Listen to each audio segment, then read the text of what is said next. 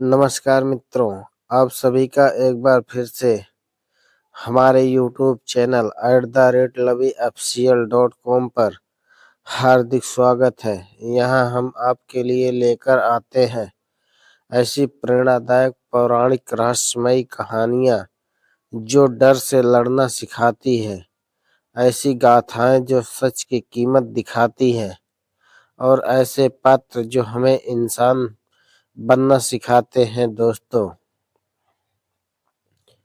और अब कहानी उस दौर में प्रवेश कर चुकी है जहां बदलाव की कीमत चुकानी पड़ती है और हर सही फैसला किसी न किसी का दिल तोड़ता है। तो चलिए कहानी को वहीं से आगे बढ़ाते हैं जहां तूफान की आहट सुनाई देने लगी थी।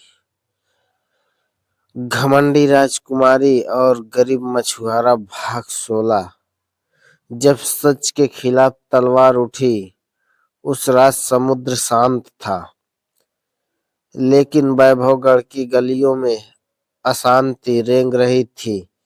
चुपचाप, धीरे धीरे, जहर की तरह, विद्रोह की पहली चिंगारी। सुबह होते ही महल के बाहर शोर मच गया। कुछ सामंतों के लोग हाथों में हथियार लेकर चिल्ला रहे थे, राजकुमारी ने राज्य बेच दिया है। एक मछुआरे को सिर पर बैठा लिया। यह परंपरा का अपमान है। देखते देखते भीड़ बढ़ने लगी। राजकुमारी चंद्रलेखा महल की बालकनी से यह सब देख रही थी। उसके चेहरे पर डर नहीं था, लेकिन आंखों में भारी प्रश्न थे। क्या बदलाव इतना डरावना होता है? नंदू का रास्ता। उसी समय नंदू समुद्र से लौट रहा था। उसने भीड़ देखी, नारे सुने और समझ गया अब यह मेरे और राजकुमारी के बीच की बात नहीं रही, यह सोच की लड़ाई बन चुकी है। कुछ लोग उसे पहचान गए और रहा उसी की वजह से यह सब हो रहा है। पत्थर फेंके गए, गालियां दी गई, लेकिन नंदू रुका नहीं। वह भीड़ के बीच से सीधा महल की ओर बढ़ता गया। राजकुमारी का सबसे कठिन आदेश।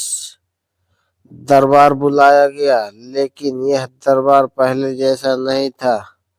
न कोई शंख, न कोई वैभव, बस तनाव और खामोशी। राजकुमारी ने कहा, जो लोग हथियार उठाकर राज्य को तोड़ना चाहते हैं वे मेरे शत्रु हैं। कुछ सामंत तुरंत बोले, तो क्या हम अपने ही लोगों पर तलवार चलाएं? राजकुमारी की आवाज कांपी, लेकिन वह रुकी नहीं।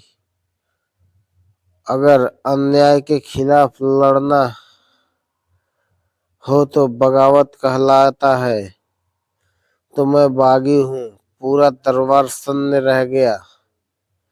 नंदू का नाम फिर निशाने पर। भीड़ में अफवाह फैल चुकी थी, अगर नंदू ना होता तो यह सब ना होता। कुछ दरबारी फुसफुसाने लगे, राज्य को बचाना है तो नंदू को हटाना होगा। यह बात राजकुमारी तक पहुंची। उसने नंदू को बुलाया। दो रास्ते, एक फैसला। महल के पीछे समुद्र के किनारे राजकुमारी और नंदू आमने सामने थे। राजकुमारी बोली, तुम्हारी वजह से लोग भड़क रहे हैं। नंदू, नहीं महारानी, मेरी वजह से नहीं, सच की वजह से। कुछ पल की चुप्पी, फिर नंदू बोला, अगर मेरे जाने से राज्य में शांति आ सकती है तो मैं चला जाऊंगा।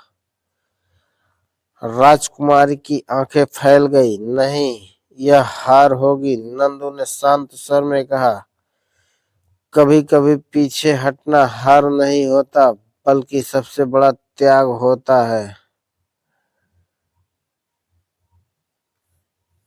राजकुमारी टूट गई। वह पहली बार सच में रोई।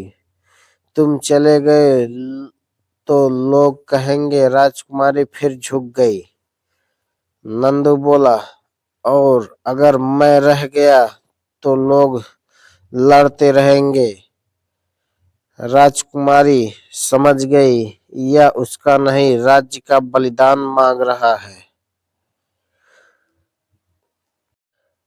नंदू का फैसला। अगली सुबह नंदू महल छोड़ चुका था। ना कोई घोषणा, ना कोई विदाई, बस एक कागज। राजकुमारी के नाम, मैं कहीं नहीं जा रहा, बस आपकी लड़ाई को आसान बना रहा हूँ। जब सच को मेरी जरूरत होगी मैं लौट आऊंगा। राजकुमारी ने पत्र सीने से लगा लिया। विद्रोह का सच सामने। नंदू के जाने के बाद भीड़ शांत होने लगी, लेकिन सच्चाई अब रुकने वाली नहीं थी। कुछ ही दिनों में विद्रोहियों की असली मंशा खुल गई। वे सत्ता चाहते थे, परंपरा नहीं। प्रजा समझने लगी,